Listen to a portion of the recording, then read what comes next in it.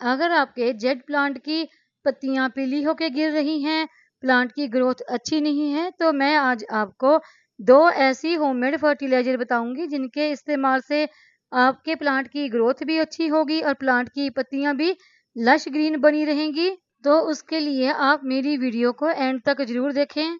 नमस्कार दोस्तों, वंदना गार्डन में आप सबका स्वागत है। मेरे गार्डन में लगा ये जेड प्लांट, जिसे कि लकी प्लांट भी कहा जाता है, इसकी ग्रोथ देखिए कितनी ज्यादा अच्छी है। अगर आपके इस प्लांट की ग्रोथ रुक सी गई है और पत्तियां पीली होने लगी हैं, तो उसके क्या कारण होते हैं और आप इन्हें कैसे ठीक कर सकते हैं और इस प्लांट को आप कौन सी फर्टिलाइजर दे सकते हैं, और इस प्लांट के कुछ केयर टिप्स भी मैं आपको बताऊंगी। देखिए, अगर आपके इस जेडे प्लांट की पत्तियां पीली होकर गिरने लगी हैं, तो उसका कारण ये है कि देखिए इस प्लांट को ना धूप बहुत ज्यादा पसंद है। अगर आपने इस प्लांट को किसी छाया वाली जगह पे रखा है, तो वो भी एक कारण होता है इस प्लांट की पत्तियां पीली होकर गिरने का। तो आप किसी भी छाया वाली या फिर सेमी शेड वाली एरिया में इस प्लांट को ना रखें, वहां पर रखें यहाँ पर डायरेक्ट सनलाइट आती हो, क्योंकि इस प्लांट को धूप बहुत ज्यादा पसंद है। और इसका पत्तियां गिरने का दूसरा कारण होता है ओवर वाटरिंग, यानी अगर आपने इस प्लांट को बहुत ज्यादा पानी दे दिया और उस वजह से भी इस प्लांट में फंगस लग जाता है, प्लांट की ग्रोथ रुक जाती है और प्लांट की पत्तियां भी पीली होकर गिरने लगती हैं। तो आपने इस जेडे प्लांट में इतनी वाटरिंग करनी है कि इसकी मिट्टी में मॉइस्चर बना रहे। देखिए, जैसे मेरे इस गमले की मिट्टी में हल्का सा आपको मॉइस्चर दिख रहा है, यानी कि ना तो आपने अपने इस प्लांट में ओवर वाटरिंग करनी है और ना ही बहुत ज्यादा कम पानी देना है। बस गमले की मिट्टी में हल्का सा मॉइस्चर बना रहे, इतना ही पानी आपने इस प्लांट को देना है।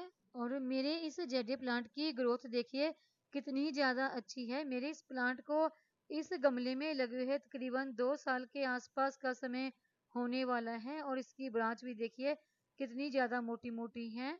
ये पूरा मेरा रॉ मटेरियल है बनसोई तैयार करने के लिए। इसी में से मैं काफी ज्यादा बनसोई तैयार कर लूंगी, और जब मैं इस प्लांट में से कुछ बनसोई प्लांट तैयार कर लूंगी, तो वो भी मैं आप लोगों के साथ शेयर करूंगी। इस प्लांट को आप कटिंग से भी बहुत ही आसानी से ग्रो कर सकते हैं। अगर आप इसकी एक छोटी सी भी ब्रांच की कटिंग लगा देते हैं, तो वो भी बहुत ही आसानी से ग्रो हो जाती है। वैसे तो ये प्लांट एक छोटी सी पत्ती से भी ग्रो हो जाता है। और ये यहाँ पर देखिए मैंने इस प्लांट की कुछ ब्रांच की कटिंग लगाई थी, जो अब काफी अच्छी ग्रो हो गई है। इस प्लांट को जब भी आपने ग्रो करना है, तो जो भी मिट्टी आप इसके लिए तैयार कर रहे हैं, उसमें कंस्ट्रक्शन साइड की रेत जरूर इस्तेमाल करें, ताकि इस प्लांट की गमले की मिट्टी में बिल्कुल भी पानी रुके नहीं, और ऐसी मिट्टी में ये प्लांट बहुत जल्दी ग्रो हो जाता है। बस इसकी कटिंग ग्रो करते समय कुछ बातों का आपने ध्यान रखना है कि इस प्लांट की जब भी आपने कटिंग लगाई है, तो उसे डायरेक्ट सनलाइट में रखें और वाटरिंग थोड़ा सा कम करें। बस गमले की मिट्टी में हल्का सा मॉइस्चर बना रहे, इतना काफी होता है इस प्लांट की अच्छी ग्रोथ के लिए। और मेरे इस प्लांट की ग्रोथ देखिए कितनी अच्छी है। आपको इसमें मेरा गमला भी नजर नहीं आ रहा होगा कि किस गमले में मैंने इस प्लांट को लगाया है। चारों तरफ से इसकी ब्रांच पूरी फैल चुकी है। मैं इस प्लांट को कौन कौन सी फर्टिलाइजर देती हूँ जिस वजह से ये मेरा प्लांट इतना घना बुशी है, तो वो फर्टिलाइजर मैं आज आपको भी बताऊंगी, ताकि आपका भी प्लांट मेरे इस प्लांट की तरह घना हो जाए। और एक दूसरा काम जो मैं अपने इस प्लांट पर करती हूँ, वो भी मैं आपको बताऊंगी। सबसे पहला काम तो ये है कि आपने हर हफ्ता 10 दिन के बाद इस प्लांट की गमले की मिट्टी की हल्की सी गुड़ाई करते रहना है, ताकि प्लांट की मिट्टी जम ना जाए। और देखिए, मेरे इस वाले प्लांट की गमले की मिट्टी में तो गुड़ाई हो ही नहीं सकती, क्योंकि ये प्लांट काफी ज्यादा घना है, इसमें बिल्कुल भी जगह नहीं है गुड़ाई करने के लिए। हाँ, ये जो मेरा दूसरा गमला है, इसकी मिट्टी में मैं हल्की सी गुड़ाई कर लेती हूँ। और जब भी अपने प्लांट को फर्टिलाइजर देनी है, तो उससे पहले भी गमले की मिट्टी में हल्की सी गुड़ाई जरूर कर लें, फिर आप फर्टिलाइजर का इस्तेमाल करें। और जो अगला सबसे इम्पोर्टेंट काम आपने अपने इस जडे प्लांट पर करना है, वो है इस प्लांट की पिंचिंग करने का। तो देखिए, इस प्लांट में तो मैं बहुत पिंचिंग कर चुकी हूँ, इसकी ग्रोथ भी काफी अच्छी है। तो जिस प्लांट को मैंने कटिंग से ग्रो किया है, उसकी मैं हल्की सी आपको पिंचिंग करके दिखाती हूँ। देखिए, यहाँ से आप इस प्लांट की हल्की सी इस तरह से पिंचिंग कर सकते हैं। जितनी ज़्यादा आप पिंचिंग करेंगे उतनी ज़्यादा इस प्लांट की नई नई ब्रांच निकल के आएंगी। और जो पिंचिंग कर रहे हैं आप उस ब्रांच को भी फेंके नहीं, उसको भी गमले की मिट्टी में दोबारा से ग्रो कर दें। पिंचिंग करने से कुछ ही दिनों में आपका ये प्लांट बिल्कुल जंगल की तरह घना हो जाएगा। और इस प्लांट की ब्रांच को बिल्कुल मोटा मजबूत करने के लिए जो मैं आज आपको फर्टिलाइजर बताने वाली हूँ, वो फर्टिलाइजर आपके किचन से ही निकलता है, जिसे कि आप बेकार समझकर फेंक देते हैं। और वो है एग शेल, यानी कि अंडे के छिलके। जब एग को इस्तेमाल करने के बाद उसके छिलकों को फेंके नहीं, उसके छिलकों को आप पहले अंदर से अच्छी तरह से धो लें, क्योंकि उनमें एक चिपचिपी सी पदार्थ होता है जो आपके प्लांट को खराब कर सकता है। उसको धो लें और उसमें एक लेयर सी होती है झिल्ली सी, उसे निकाल दें।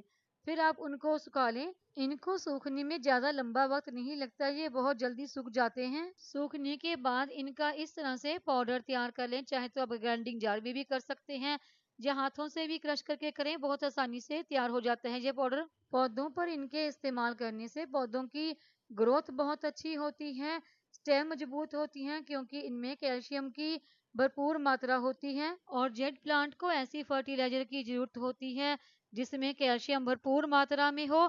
इसके इस्तेमाल से जो जेड प्लांट की ब्रांच है वो गलती नहीं, मोटी और मजबूत भी बनी रहती है। अगर आप ये एग शेल अपने घर में इस्तेमाल नहीं करते तो आप इसकी जगह पर एक दूसरी फर्टिलाइजर भी अपने पौधों पर इस्तेमाल कर सकते हैं, और वो है ये बोन मील।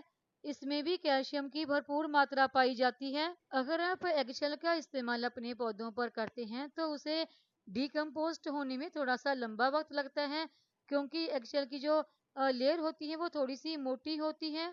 और जो बोन मील है इसका असर पौधों पर थोड़ा जल्दी शुरू हो जाता है। तो मैं देखिए ये वाला प्लांट जो मेरा है, इसकी तो ब्रांच पहले से ही काफ़ी मजबूत है और काफ़ी अच्छी इनकी ग्रोथ भी है। तो इस प्लांट को मैं देने के लिए जो फर्टिलाइजर इस्तेमाल करूँगी कैल्शियम वाली, वो मैं एगशेल का ही इस्तेमाल करूँगी। एगशेल का मैं इस प्लांट में 1 चम्मच दूँगी, क्योंकि इस प्लांट की ग्रोथ काफ़ी अच्छी है। अगर आपका प्लांट छोटा है तो उसमें आप आधा चम्मच भी इस्तेमाल कर सकते हैं। मेरे इस प्लांट को फर्टिलाइजर देने के लिए ज़्यादा देखिए मिट्टी दिखाई नहीं दे रही है, तो इस प्लांट में जो छोटे-छोटे से होल आपको नज़र आ रही है, थोड़ी-सी मिट्टी नज़र आ रही है, यहीं से मैं इस प्लांट को फर्टिलाइज़र दूँगी। फर्टिलाइज़र को मैं 2 से 3 जगह पर फैलाकर दूँगी, क्योंकि पूरी मिट्टी तो इसकी दिखाई नहीं दे रही, ताकि फर्टिलाइज़र पूरे जितनी भी इसकी ब्रांच है ना प्लांट की, सबको अच्छी तरह से मिल जाए। और जो दूसरा छोटा प्लांट है मेरा जेडे का, उसको मैं बोन मील दूँगी, क्योंकि वो फर्टिलाइज़र प्लांट में जल्दी असर करेगी। और इसको मैं आधा चम्मच दूँगी, क्योंकि ये प्लांट काफ़ी छोटा है। और फर्टिलाइजर को गमले की मिट्टी में अच्छी तरह से मिक्स कर देंगे।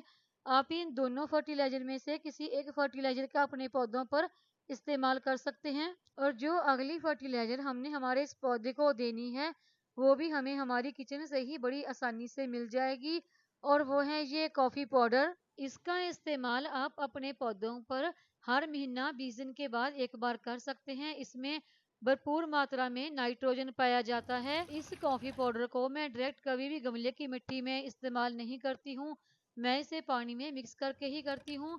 थोड़ा सा पानी लेकर उसमें ये पाउच डाल दें और अच्छी तरह से बीच में मिक्स करके फिर आप इसमें 4 गुना तक और पानी ऐड कर दें।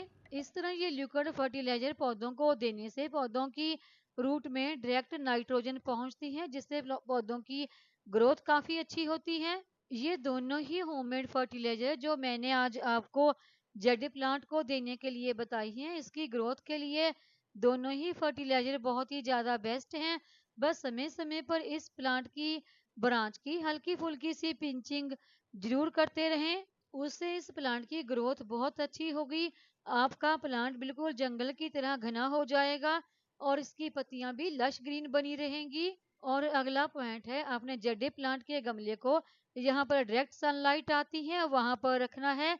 उससे इस प्लांट की जो पत्तियाँ हैं वो भी पीली होके नहीं गिरेंगी और आपका प्लांट बढ़िया हेल्दी बना रहेगा।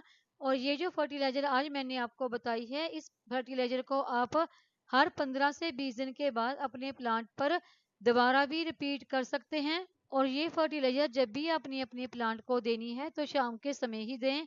उम्मीद है आपको मेरी ये आज की वीडियो पसंद आई होगी। वीडियो पसंद आई हो तो वीडियो को लाइक, सब्सक्राइब, शेयर और कमेंट जरूर करें। बेल आइकन को दबाएं ताकि मेरी आने वाली हर नई वीडियो का नोटिफिकेशन आपको मिलता रहे।